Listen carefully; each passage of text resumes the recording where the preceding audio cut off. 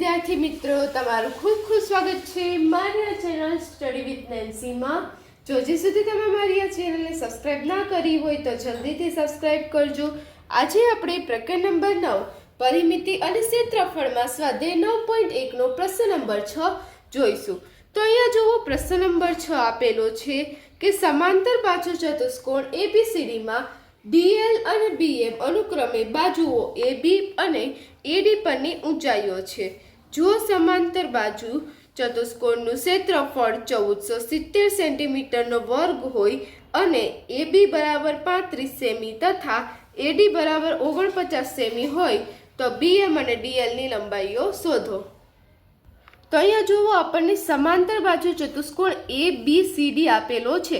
તો આ જે સમાંતર બાજુ ચતુષ્કોણ છે તેમાં DL અને BM કે જે આ DL છે, આ DL ઊંચાઈ અને જે BM ઊંચાઈ છે, આ DL એમ જ BM એ શું છે, AB અને AD પરની ઊંચાઈ છે કે AB ઉપર DL ઊંચાઈ આવેલી છે અને AD ની ઊંચાઈ શું છે, BM છે। તો આ બંને શું થઈ ગઈ, ઊંચાઈ થઈ ગઈ, એને આપણે H દ્વારા દર્શાવીએ તો આ H થઈ ગયું અને આ પણ શું થઈ જશે, H થઈ જશે। એટલે બંને શું થઈ ગઈ, ઊંચાઈ થઈ ગઈ।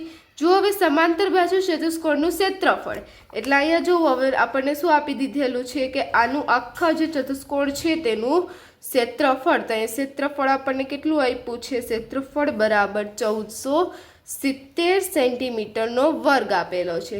AB બરાબર 35 છે કે AB ની કેટલી સેન્ટીમીટર લંબાઈ છે, 35 સેન્ટીમીટર તથા AD 49 સેન્ટીમીટર છે કે AD કેટલા છે, તો 49 સેન્ટીમીટર। તો BM અને DL ની ઊંચાઈ શોધો। તો આપણે શું શોધવાનું છે, BM ની અને DL ની ઊંચાઈ। એટલે કે આ આપણને ચતુષ્કોણ છે, એમાં આપણને ચતુષ્કોણનું ક્ષેત્રફળ આપેલું છે।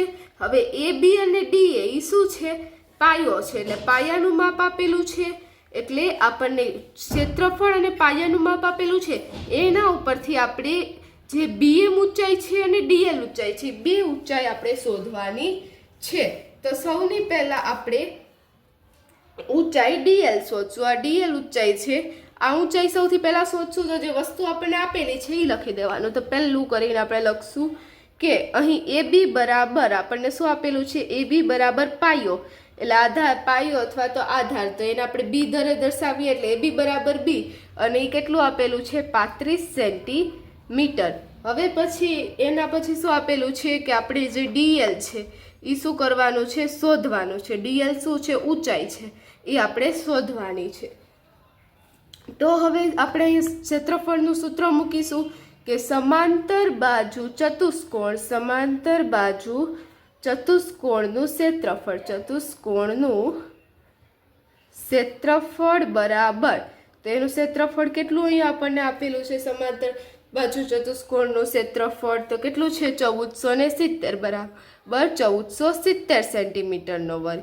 હવે એનું સૂત્ર આપણને ખબર છે, શું થાય, પાયો ગુણ્યા ઊંચાઈ બરાબર શું થશે, 1470 સેન્ટીમીટરનો વર્ગ। માટે હવે અહીંયા આપણને પાયો કેટલો આપેલો છે, 32 આપેલો છે, 35 આપેલો છે અને ઊંચાઈ આપણે શોધવાની છે એટલે H ના H લખી દેશું બરાબર 1470 સેન્ટીમીટરનો વર્ગ।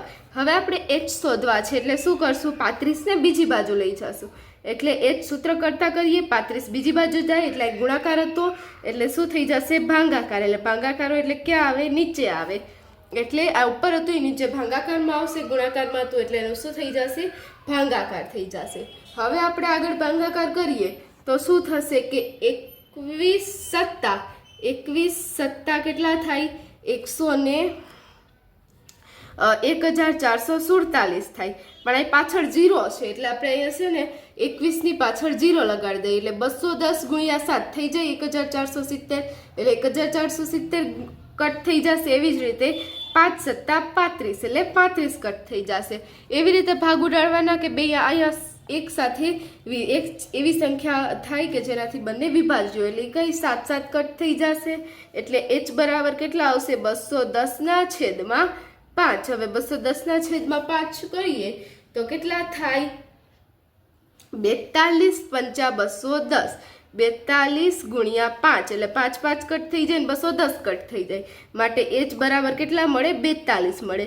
જો તમને આમ ભાગ ઉડાડતા ના આવડે તો તમે સાઈડમાં પણ કરી શકો કે 5 ભાગ્યા 210. તો 5 અહીંયા કેટલા થશે? 2 સાથે ભાગ ના ચાલે, 2 સંખ્યા લઈએ. 5 ચોક 20, 21 માંથી 20 જાય 1 વૈધા, ઉપરથી આવ્યો 0, 5 દુ ને 10 એટલે અહીં શું થશે? 10 માં 10 જાય એટલે 0 0 આવી જાય એટલે કેટલા આવ્યા? 42. એટલે આમાં h કેટલું મળશે? 42. h શું હતું? dl. એટલે આપણને dl ની લંબાઈ કેટલી મળી જશે? 42 સેન્ટીમીટર. તો અહીંયા હવે dl ની લંબાઈ મળી ગઈ. હવે આપણને bm ની લંબાઈ શોધવાની છે. તો જેવી રીતે આપણે dl ની શોધી એવી જ રીતે આપણે કેની bm ની લંબાઈ શોધવાની છે. સેમ જ રીત છે. તો અહીંયા જોવો આપણને bm ની લંબાઈ શોધવી છે. તો bm હવે કે bm નો પાયો કયો થશે? ad થશે. એટલે bm નો પાયો ad બીજું છે, તેમાં ad બરાબર શું છે? પાયો b છે. એટલે b બરાબર કેટલું આપેલું છે? 49 સેન્ટીમીટર આપેલું છે. 49 સેન્ટીમીટર. હવે આપણે શોધવાનું શું છે? bm કે જે શું છે? ઊંચાઈ છે એ આપણે શોધવાની છે. પાછું આપણે જે સમાંતર બાજુ ચતુષ્કોણ છે તેનું ક્ષેત્રફળ મૂકશું કે સમાંતર બાજુ ચતુષ્કોણનું ક્ષેત્રફળ બરાબર, તો શું થશે? સમાંતર બાજુ ચતુષ્કોણનું ક્ષેત્રફળ પાયો ગુણ્યા ઊંચાઈ b ગુણ્યા h. તો સમાંતર બાજુ ચતુષ્કોણનું ક્ષેત્રફળ કેટલું આપેલું હતું? 1470. માટે 1470 બરાબર, હવે પાયો કેટલો છે? 49. એટલે 49 ગુણ્યા h. હવે h ની કિંમત શોધવી છે તો 49 ને બીજી બાજુ લઈ જાશું એટલે 1470/49 બરાબર શું મળશે? આપણને h મળશે. હવે ઉપર આપણે ભાગ ચલાવ્યો તો 1470 નું કેટલા આવી રહે? 210 આવી રહે. તો અહીંયા પર ચાલશે કે 210 ગુણ્યા 7 1470. હવે 49 નું તો આવડે, 7 49 એટલે 49 કટ થઈ જાય, 7 ને 7 કટ થઈ જાય એટલે કેટલા મળશે? 210/7 બરાબર h. તો હવે જુઓ 21 આપણે 7 ના ઘડિયામાં આવે કે 7 તેરી 21 એટલે 7 ગુણ્યા 30 એટલે 210 થઈ જાય. 7 તેરી 21 પાછળ 1 0 એટલે 7 ને 7 કટ થઈ જાય એટલે માટે 30 બરાબર h અથવા તો h બરાબર આપણને કેટલા મળી જશે? 30 મળી જશે. હવે જે આ h છે એ શું કેનું માપ છે? bm નું.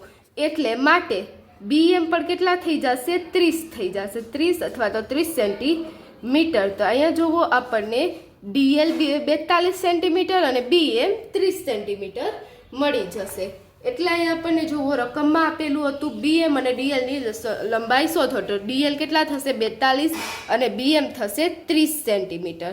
તો જુઓ અહીં આપણે એકદમ ઇઝી છે કે આપણને જે ક્ષેત્રફળ આપેલું છે, ક્ષેત્રફળ આ બંને જ જે ચતુષ્કોણ છે એના માટે સરખું જ રહેશે કે જે bm છે dl વાળું છે એના બંનેનું ક્ષેત્રફળ શું થાય?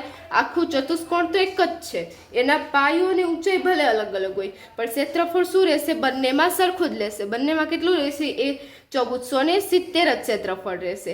અને પછી આપણે સૂત્ર મૂકી દેવાનું, સૂત્રમાં કિંમત મૂકી દેવાની. સૂત્ર એક ખાલી યાદ રાખવાનું કે પાયો ગુણ્યા ઊંચાઈ.